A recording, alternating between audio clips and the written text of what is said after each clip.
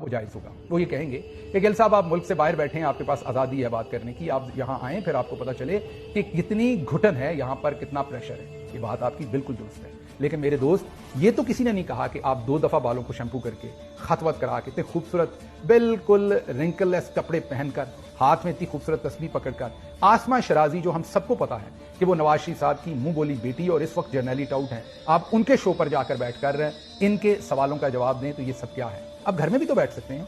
आप सियासत से, जैसे बहुत सारे लोगों ने चुप पकड़ी हुई है, आप भी चुप पकड़ लें, बजाय इसके कि आप अपने और मेरे लीडर को बेएहतियात कहें, गैर जिम्मेदार कहें टेलीविजन पर जाकर, और आप कहें कि उनके ट्विटर अकाउंट से गैर जिम्मेदारी हो रही है। और आसमा शराजी साहबा को मैं ये क्रेडिट दूंगा कि उन्होंने कहा कि वो तो अंदर से कहते हैं आप लोग भी रीट्वीट करें, वो तो ऑन करते हैं अपने ट्विटर अकाउंट को, उन्होंने तो उसके ऊपर पब्लिश किसी कंटेंट को भी कभी डिसऑन नहीं किया।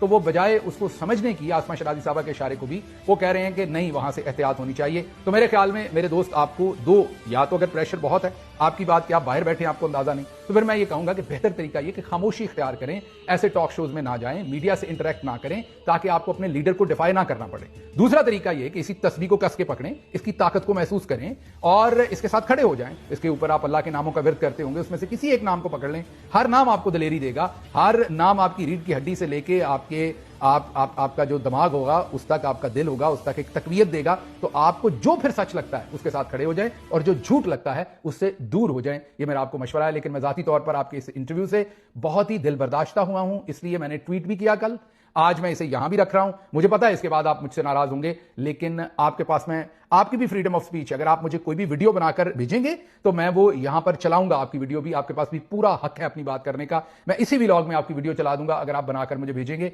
लेकिन मेरे ख्याल में यह बयान आपको नहीं देना चाहिए था। देना था तो आपको उससे पहले इमरान खान साहब से और पीटीआई से डिस्टेंस कर लेना चाहिए था।